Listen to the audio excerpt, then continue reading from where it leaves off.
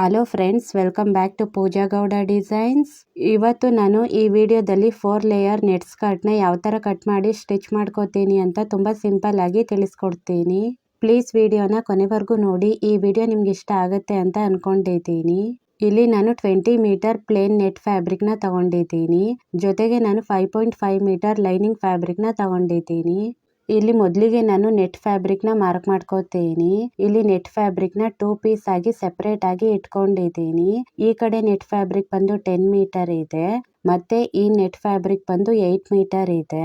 ಇಲ್ಲಿ total net fabric ಬಂದು 20 metre ಇದೆ. ಇಲ್ಲಿ ನಾನು 2 ಮೀಟರ್ನ ದುಪಟ್ಟಾಗೆ ಅಂತ ಕಟ್ ಮಾಡ್ಕೊಂಡಿದ್ದೀನಿ. ಇಲ್ಲಿ ನಾನು ಸ್ಕರ್ಟ್ಗೆ ನಾನು 80 ಮೀಟರ್ ನೆಟ್ ಫ್ಯಾಬ್ರಿಕ್ನ ಯೂಸ್ ಮಾಡ್ಕೋತಿದ್ದೀನಿ.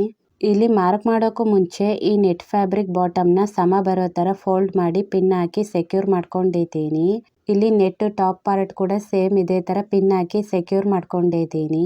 ಈ ಕಡೆ ನೆಟ್ ಫ್ಯಾಬ್ರಿಕ್ನು ಕೂಡ ಸಮ ಬರೋ ಥರ ಇಟ್ಕೊಂಡಿದ್ದೀನಿ. ಈ ಥರ ಮಾಡಿಕೊಂಡ್ರೆ ನಾವು ನೆಟ್ ಫ್ಯಾಬ್ರಿಕ್ ಕಟ್ ಮಾಡಿದಾಗ ಸಮವಾಗಿ ಕಟ್ ಆಗುತ್ತೆ.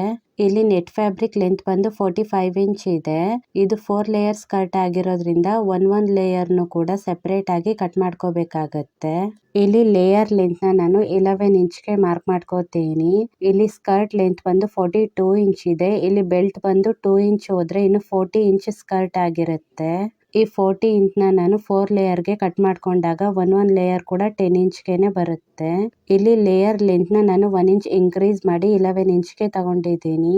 ಈ ಎಕ್ಸ್ಟ್ರಾ 1 ಇಂಚ್ ಲೇಯರ್ ಮೇಲೆ ಮತ್ತೆ ಕೆಳಗಡೆ 1/2 ಇಂಚ್ ಸ್ಟಿಚಿಂಗ್ಗೆ ಹೋದ್ರೆ ಕರೆಕ್ಟ್ ಆಗಿ 10 ಇಂಚ್ ಲೇಯರ್ ಲೆಂತ್ ಬರುತ್ತೆ. ಇಲ್ಲಿ ಮಾರ್ಕ್ ಆಗಿದೆ. ಇವಾಗ ಇದನ್ನ ಗೆರೆ ಎಳೆದು ಸೇರಿಸ್ಕೋತೀನಿ.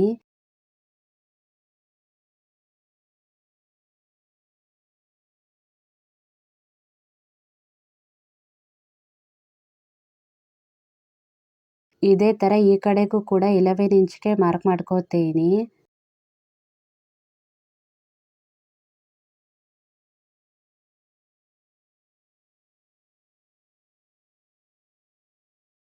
ಮಾರ್ಕ್ ಆಗಿದೆ. ನಂತರ ಇದನ್ನು ಅಷ್ಟೇ ಗೆರೆ ಎಳೆದು ಸೇರಿಸ್ಕೋತೀನಿ.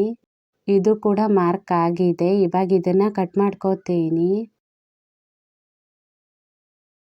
ಕಟ್ ಆಗಿದೆ. ಇವಾಗ ಈ ಕಟ್ ಆಗಿರೋ ಪೀಸ್ ಬಂದು 10 ಮೀಟರ್ ಬರುತ್ತೆ. ಅಂದ್ರೆ ಈ ಪೀಸ್ ಬಂದು 10 ಮೀಟರ್, ಇದು ಬಂದು 10 ಮೀಟರ್ ಹಾಗೂ ಇದು ಕೂಡ 10 ಮೀಟರ್ ಇದೆ.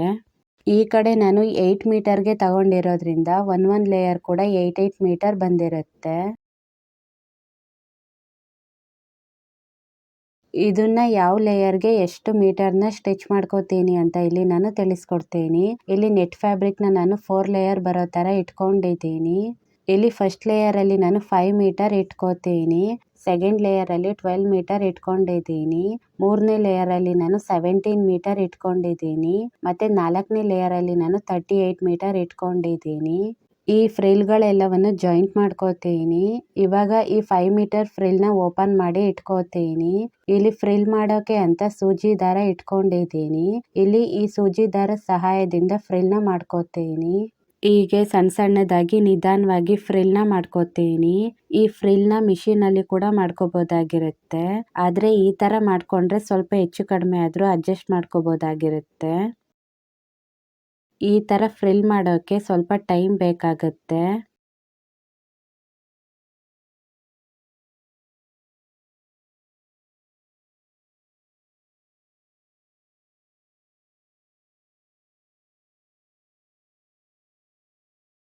ಈ ತರ ಫ್ರಿಲ್ ಮಾಡ್ಕೊಂಡಿದ್ದೀನಿ. ಈ ಫ್ರಿಲ್ ವೆಸ್ಟ್ ಅಳತೆಗೆ ಸರಿ ಬಂದಿದ್ಯೋ ಇಲ್ವೋ ಅಂತ ಲೈನಿಂಗ್ ವೆಸ್ಟ್ ಇಟ್ಕೊಂಡು ನೋಡ್ಕೋತೀನಿ. ಇಲ್ಲಿ ಸರಿಯಾಗಿ ಫ್ರಿಲ್ ಬಂದಿದೆ. ಇವಾಗ ಈ ಫ್ರಿಲ್ ಮೇಲೆ ಒಂದು ಸ್ಟಿಚ್ ಮಾಡ್ಕೋತೀನಿ. ನಂತರ ಈ ಎಲ್ಲಾ ಫ್ರಿಲ್ನು ಅಟ್ಯಾಚ್ ಮಾಡಿ ನೆರಿಗೆ ಕೊಟ್ಕೋತೀನಿ.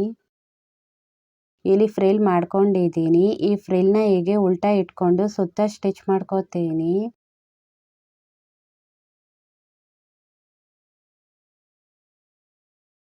ಇದು ಅಟ್ಯಾಚ್ ಆದ್ಮೇಲೆ ಈ ಫ್ರಿಲ್ನ ಇದಕ್ಕೆ ಅಟ್ಯಾಚ್ ಮಾಡ್ಕೋತೀನಿ. ಇದು ಅಟ್ಯಾಚ್ ಆದ್ಮೇಲೆ ಈ ಫ್ರಿಲ್ನ ಇದಕ್ಕೆ ಅಟ್ಯಾಚ್ ಮಾಡ್ಕೋತೀನಿ. ಈ ತರ 4 ಲೇಯರ್ಗೆ ಫ್ರಿಲ್ನ ಅಟ್ಯಾಚ್ ಮಾಡ್ಕೊಂಡಿದ್ದೀನಿ. ನಂತರ ಇಲ್ಲಿ ಲೈನಿಂಗ್ನ ಮಾರ್ಕ್ ಮಾಡೋಕೆ ಅಂತ 5.5 ಮೀಟರ್ನ 4 ಫೋಲ್ಡ್ ಮಾಡಿ ಇಟ್ಕೊಂಡಿದ್ದೀನಿ. ಇದು ಕ್ಲೋಸೆಟ್ ಸೈಡ್ ಆಗಿದೆ ಹಾಗೂ ಇದು ಓಪನ್ ಸೈಡ್ ಆಗಿದೆ. ಇಲ್ಲಿ 4.5 ಇಂಚ್ಗೆ ಸುತ್ತ ಮಾರ್ಕ್ ಮಾಡ್ಕೋತೀನಿ.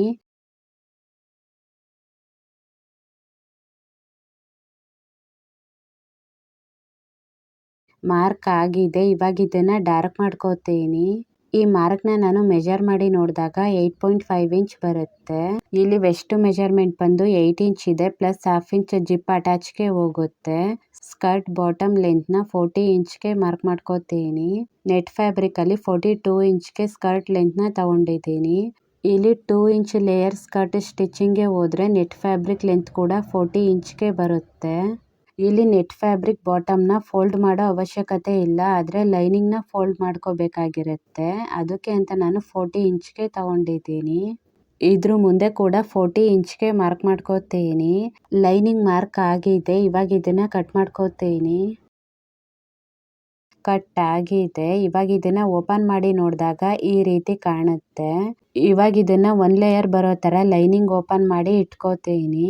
ಇದ್ರ ಮೇಲೆ ಈ ನೆಟ್ ಸ್ಕರ್ಟ್ ನ ಇಟ್ಕೋತೀನಿ. ಇವಾಗ ವೆಸ್ಟ್ ಹತ್ರ ಲೈನಿಂಗ್ ಮತ್ತೆ ಮೇನ್ ಫ್ಯಾಬ್ರಿಕ್ ಎರಡನ್ನು ಅಟ್ಯಾಚ್ ಮಾಡ್ಕೋತೀನಿ. ನಂತರ ಇದಕ್ಕೆ ಬೆಲ್ಟ್ ಮತ್ತೆ ಜಿಪ್ ನ ಯಾವ ತರ ಅಟ್ಯಾಚ್ ಮಾಡ್ಕೋತೀನಿ ಅಂತ ತಿಳಿಸ್ಕೊಡ್ತೀನಿ. ಇಲ್ಲಿ ಜಿಪ್ ಅಟ್ಯಾಚ್ ಮಾಡೋಕೆ ಅಂತ ಸಿಂಗಲ್ ಫೂಟ್ ನ ಇಟ್ಕೊಂಡಿದ್ದೀನಿ. ಮಿಷಿನ್ ಅಲ್ಲಿ ಡಬಲ್ ಫೂಟ್ ಇರುತ್ತೆ, ಇದನ್ನ ರಿಮೂವ್ ಮಾಡ್ಕೋತೀನಿ.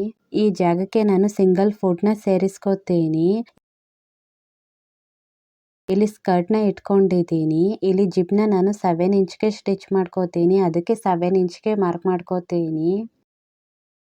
ಇಲ್ಲಿ ಜಿಪ್ ಇಟ್ಕೋತೀನಿ. ಇದು ಸೀದಾ ಸೈಡ್ ಆಗಿದೆ ಹಾಗೂ ಇದು ಉಲ್ಟಾ ಸೈಡ್ ಆಗಿದೆ. ಇವಾಗ ಈ ಜಿಪ್ ನ ಓಪನ್ ಮಾಡ್ಕೋತೀನಿ. ಇಲ್ಲಿ ಈ ಜಿಪ್ ನ ಸೀದಾ ಇಟ್ಕೊಂಡಿದ್ದೀನಿ. ಈ ಕಡೆ ಟೀತ್ ನ ಕೂಡ ಹೀಗೆ ಉಲ್ಟಾ ಇಟ್ಕೊಂಡು ಸ್ಟಿಚ್ ಮಾಡ್ಕೋತೀನಿ. ಸ್ಟಿಚ್ ಆದ ನಂತರ ಇದನ್ನ ಹೀಗೆ ಪಲ್ಟಾಯಿಸ್ಕೊಂಡ್ರೆ ಈ ತರ ನೀಟಾಗಿ ಸೀದಾ ಸೈಡ್ಗೆ ಜಿಪ್ ಸ್ಟಿಚ್ ಆಗುತ್ತೆ.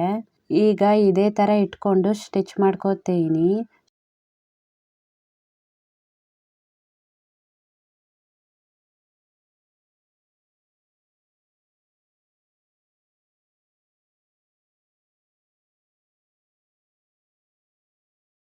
ಸ್ಟಿಚ್ ಆಗಿದೆ. ಇವಾಗ ಈ ಜಿಪ್ ಸರಿಯಾಗಿ ಸ್ಟಿಚ್ ಆಗಿದೆಯೋ ಇಲ್ವೋ ಅಂತ ಜಿಪ್ ಎಳೆದು ನೋಡ್ಕೋತೀನಿ. ಇಲ್ಲಿ ಸರಿಯಾಗಿ ಜಿಪ್ ಸ್ಟಿಚ್ ಆಗಿದೆ.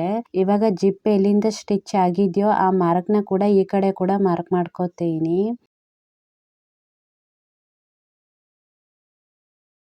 ಈ ಕಡೆಗೂ ಕೂಡ ಇಲ್ಲಿಂದಾನೇ ಸ್ಟಿಚ್ ಮಾಡ್ಕೋಬೇಕಾಗತ್ತೆ. ಇವಾಗ ಈ ಕಡೆ ಕೂಡ ಸ್ಟಿಚ್ ಮಾಡೋಕೆ ಅಂತ ನೆಟ್ ನ ಇಟ್ಕೊಂಡಿದ್ದೀನಿ.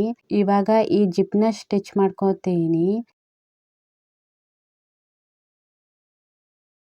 ಇವಾಗ ಈ ಜಿಪ್ ನ ಓಪನ್ ಮಾಡ್ಕೋತೀನಿ. ಇವಾಗ ಈ ಜಿಪ್ ಟೀತ್ ನ ನನ್ ಕಡೆ ಬರೋ ತರ ಉಲ್ಟಾ ಇಟ್ಕೊಂಡು ಸ್ಟಿಚ್ ಮಾಡ್ಕೋತೀನಿ. ನಂತರ ಇದನ್ನ ಪಲ್ಟಾಯಿಸ್ಕೊಂಡಾಗ ಈ ತರ ಸೀದಾ ಸೈಡ್ಗೆ ಬರುತ್ತೆ. ಈ ತರ ನೋಡ್ಕೊಂಡು ಇಟ್ಕೊಂಡು ಸ್ಟಿಚ್ ಮಾಡ್ಕೋತೀನಿ.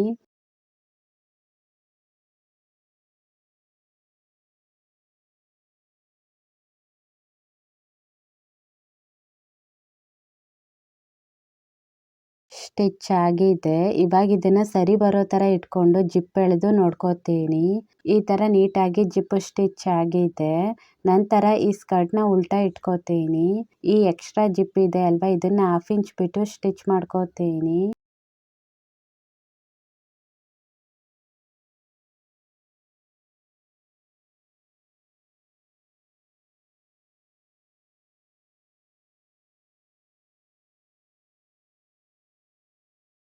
ನಂತರ ಇದನ್ನ ಕಟ್ ಮಾಡ್ಕೋತೀನಿ.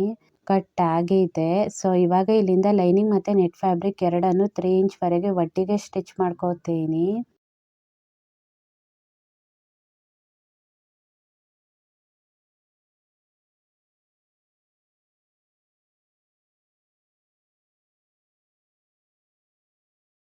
ಸ್ಟಿಚ್ ಆಗಿದೆ. ಇಲ್ಲಿಂದ ಮುಂದೆ ನೆಟ್ ಫ್ಯಾಬ್ರಿಕ್ ಮತ್ತೆ ಲೈನಿಂಗ್ ಫ್ಯಾಬ್ರಿಕ್ ನ ಸೆಪರೇಟ್ ಆಗಿ ಸ್ಟಿಚ್ ಮಾಡ್ಕೋತೀನಿ. ಇಲ್ಲಿ ಮೊದಲಿಗೆ ನಾನು ನೆಟ್ ಫ್ಯಾಬ್ರಿಕ್ ಮಾತ್ರ ಇಟ್ಕೊಂಡು ಸ್ಟಿಚ್ ಮಾಡ್ಕೋತೀನಿ.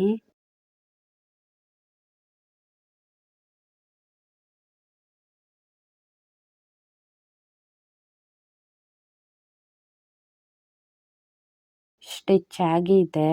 ನೆಟ್ ಫ್ಯಾಬ್ರಿಕ್ ಸ್ಟಿಚ್ ಆಗಿದೆ. ನಂತರ ಇದನ್ನ ಹೀಗೆ ಒಳಗಡೆ ಸೇರಿಸ್ಕೋತೀನಿ. ಇವಾಗ ಲೈನಿಂಗ್ ಫ್ಯಾಬ್ರಿಕ್ ಮಾತ್ರ ಬರೋ ತರ ಇಟ್ಕೋತೀನಿ. ಇವಾಗ ಲೈನಿಂಗ್ ಫ್ಯಾಬ್ರಿಕ್ ನ ಮಾತ್ರ ಸ್ಟಿಚ್ ಮಾಡ್ಕೋತೀನಿ.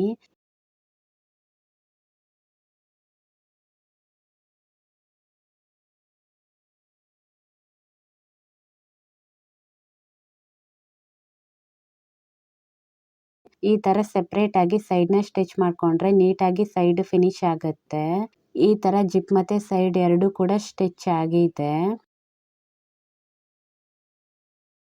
ನಂತರ ಇಲ್ಲಿ ಬೆಲ್ಟ್ನ ಸ್ಟಿಚ್ ಮಾಡೋಕೆ ಅಂತ 1 ಲೇಯರ್ ಬರೋ ಥರ ಓಪನ್ ಮಾಡಿ ಇಟ್ಕೋತೀನಿ. ಇದ್ರ ಮೇಲೆ ನಾನು ಬೆಲ್ಟ್ನ ಇಟ್ಕೋತೀನಿ. ಈ ಬೆಲ್ಟ್ಗೆ ನಾನು ಲೈನಿಂಗ್ ಮತ್ತು ನೆಟ್ ಫ್ಯಾಬ್ರಿಕ್ ಎರಡನ್ನೂ ಕೂಡ ಅಟ್ಯಾಚ್ ಮಾಡ್ಕೊಂಡಿದ್ದೀನಿ. ಇಲ್ಲಿ ಮೊದಲಿಗೆ ನಾನು 1/2 ಇಂಚ್ಗೆ ಫೋಲ್ಡ್ ಮಾಡಿ ಇಟ್ಕೊಂಡು ಸ್ಟಿಚ್ ಮಾಡ್ಕೋತೀನಿ.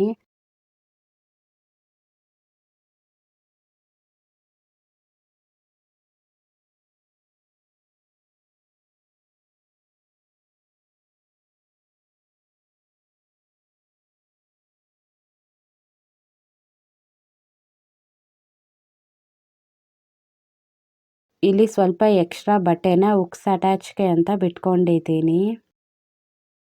ಸ್ಟಿಚ್ ಆಗಿದೆ. ಈ ಎಕ್ಸ್ಟ್ರಾ ಮೇಲ್ಗಡೆ ಜಿಪ್ ಕಟ್ ಮಾಡ್ಕೋತೀನಿ.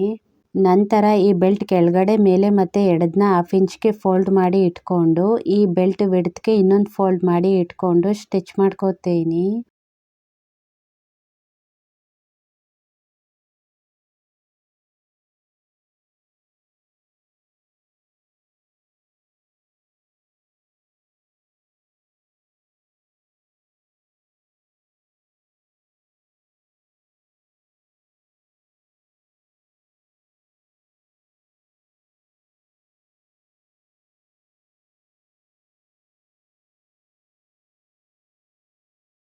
ಸ್ಟಿಚ್ ಆಗಿದೆ. ಈ ಥರ ನೀಟಾಗಿ ಬೆಲ್ಟ್ನ ಸ್ಟಿಚ್ ಮಾಡ್ಕೊಂಡಿದ್ದೀನಿ.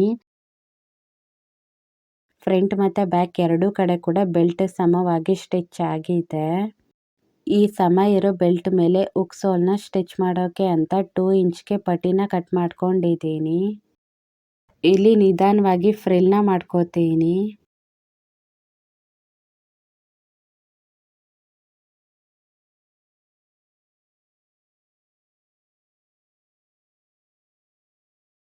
ಫ್ರಿಲ್ ಆಗಿದೆ. ಈ ಎಡ್ಜ್ ಸುತ್ತ ಕೂಡ ಒಂದು ಸ್ಟಿಚ್ ಮಾಡ್ಕೋತೀನಿ.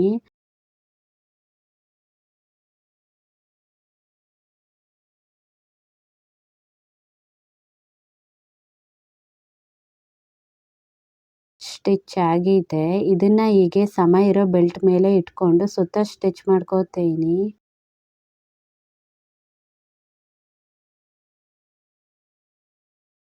ನಂತರ ಈ ಕಡೆಗೆ ಅಂತ ಉಕ್ಸ್ನ ತಗೊಂಡಿದ್ದೀನಿ.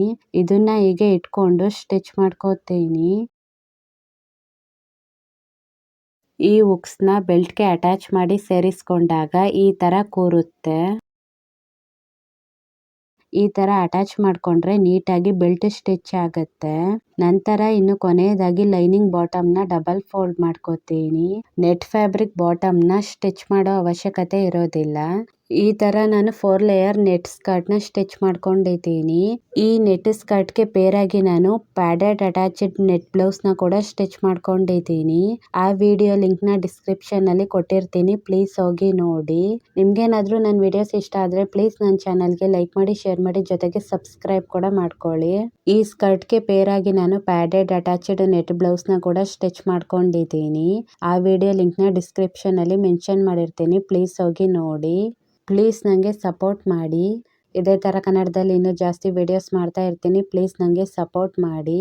ನನ್ನ ವಿಡಿಯೋ ನೋಡಿದ್ದಕ್ಕೆ ತುಂಬ ಥ್ಯಾಂಕ್ಸ್ ಫಾರ್ ವಾಚಿಂಗ್.